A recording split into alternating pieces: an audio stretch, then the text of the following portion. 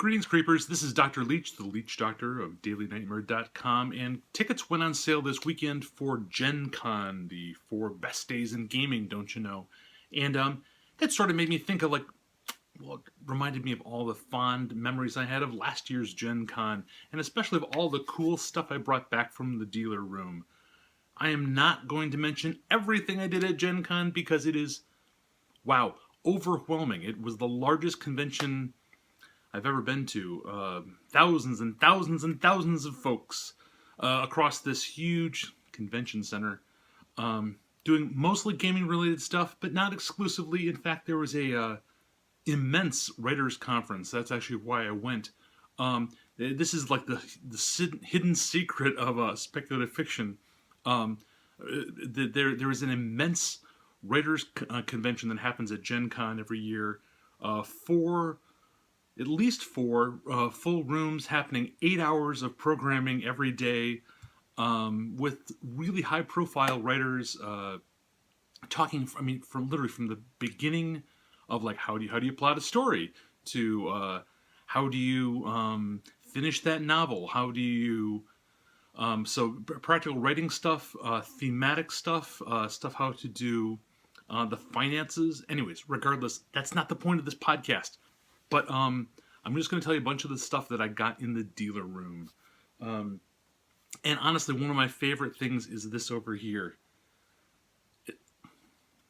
As you know, I'm a sucker for masks. I've got dozens of them, and I love when people do something creative, innovative with them. And this is this is a mask from Elsa L. She crafts these out of resin, don't you know? Isn't that cool looking? Very detailed, as you can tell. Hand painted, so there's hand texture there. Hand painted and actually very form fitting, very easy to wear. What I like about this is that it's taking the traditional half mask Commedia dell'arte style and innovates it with not like the traditional kind of boring Commedia style.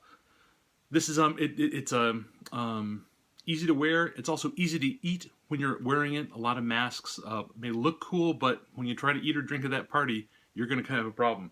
That's what I love about this kind of style. She's got a dozen different kinds of masks. Check her out on Etsy. It's Elsa L, S-E-L-L. Available everywhere. And the other thing that really excited me about her designs was that she had masks that were designed for glasses.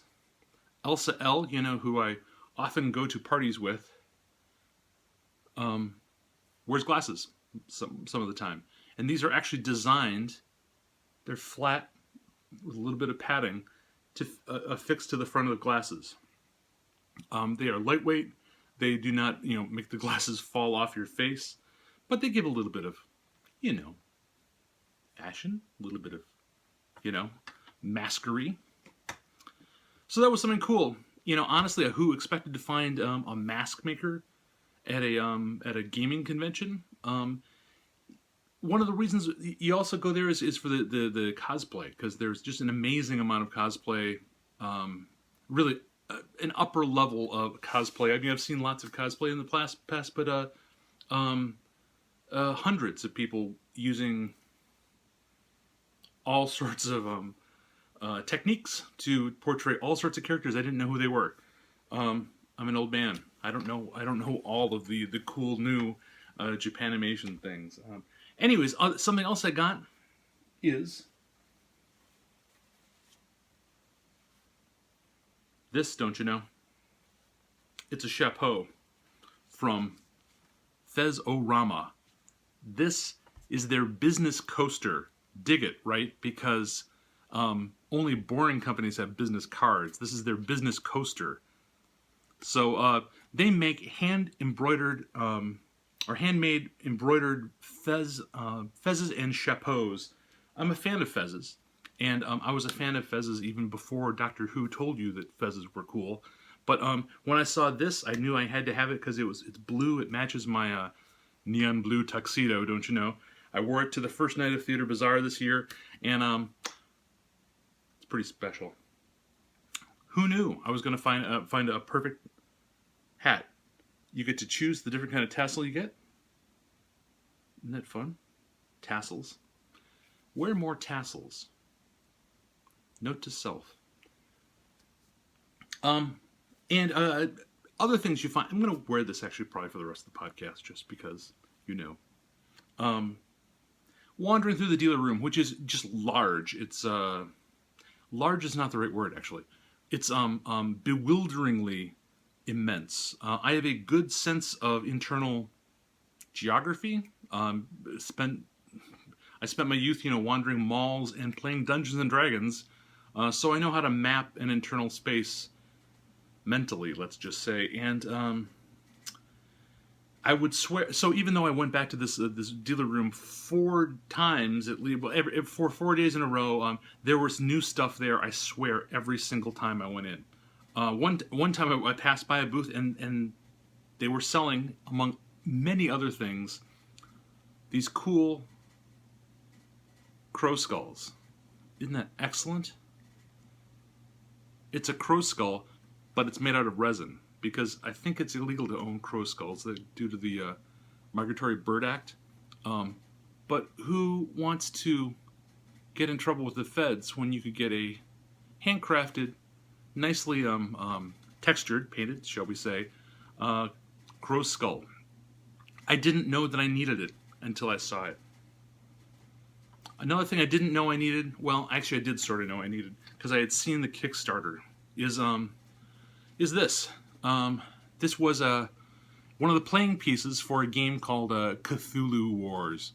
They kickstarted very successfully about a year ago, and it didn't.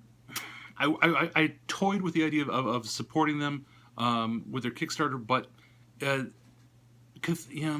Lovecraft doesn't totally do it for me, and I don't know if I could actually get enough friends to play this.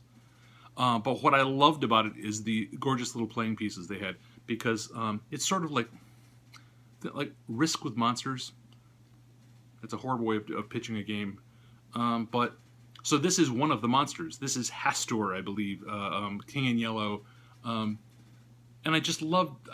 So they were also selling pieces, individual pieces there.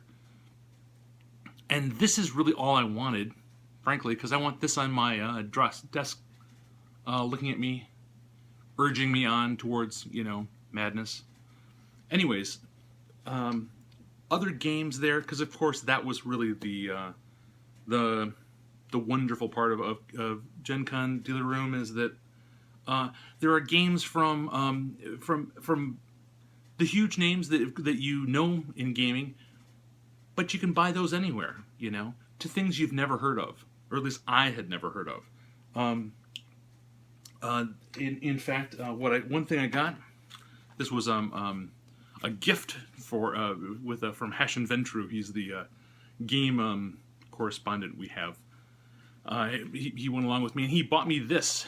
It is this and its expansion pack. It's a storytelling game, set of because I know he knows I dig that sort of thing. It is about as fluid and unencumbered by rules, shall we say, as a game could be. Ostensibly, it's just a deck of pictures that you're dealt, that then, with different sort of games, different sort of narrative constructions, you have to tell a story about. This strikes me. I mean, we didn't actually try to play it, but it would strike me that you need to have very, very clever friends doing this. But I love the idea of black and white art. I think the packaging was lovely. Black and white is just so dramatic. It's very good to get that first flush of inspiration. I think this would be a really cool, writer's block tool if you believed in writer's block. Or, I mean, honestly, it just like sort of working your way through any kind of world building, narrative building kind of thing. This was their first game. They had a little booth there. How cool! And then there was the other thing is that well, you get good deals on things like even games that you've heard of from companies you've heard of, you know and love, like the Twilight Creations booth. Twilight Creations makes just about the only thing I like about zombies, and it's a game called Zombies. Don't you know? And I love this game. I have, let me see, 1, 2, 3. I have about 10 of the expansion packs for it. Because it's only slightly about zombies. Well, I guess that's not true. It's totally a zombie game. It's one of the only things I can like about zombies as a horror theme, shall I say. You build your own board with it. You have these cool little pieces you get to move around.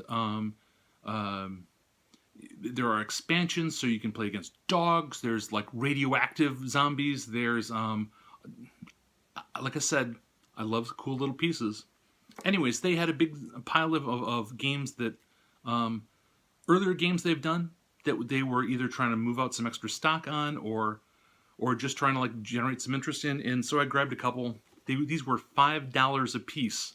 If you've priced the contemporary board game, you know that's quite a deal. But Forever Young, some kind of vampire thing, and Dante's Inferno. Huh? How could you walk away from a game called Dante's Inferno? This Elsa has really cool pieces. It's got a devil, I think. Yes. Whole little bag of devils. $5, really? That's, I mean, I could stack those up on my wall, for $5. All sorts of things there. And then there were like numerous more expansions to games you already know and love, like at least that I already know and love. Which another game that we love around Casse de Leech is Gloom. We so we picked up Gloom is a lovely narrative card playing game where the pieces themselves are really, really fun because the cards are clear.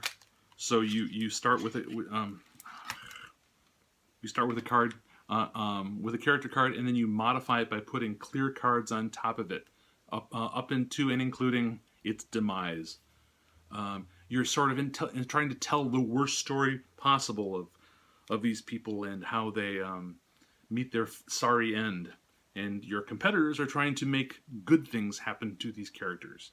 It's just a delicious game. If you get some really fun, loquacious, narrative type folks, they can tell really great stories about their families.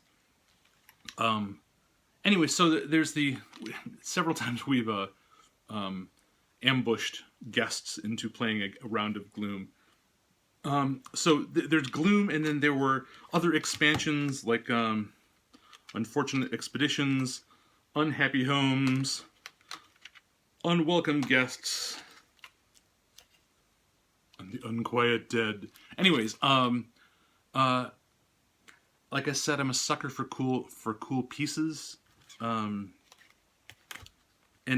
even though this is a card game, I just think the dynamic of putting clear modifiers on a character card is just that's really fresh to me. I love that sort of Edward Gorey sort of art style they have here. That light gothic,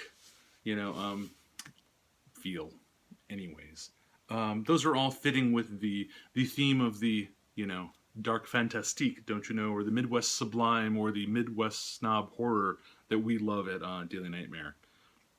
Those are just some of the things I brought back with me. I think I also brought back a crystal ball because someplace was selling crystal balls. There is more going on at Gen Con than you can probably cover in any single review. I just decided I would talk about the cool little souvenirs that followed me home. I can't wait. Maybe I'll see you in Indianapolis.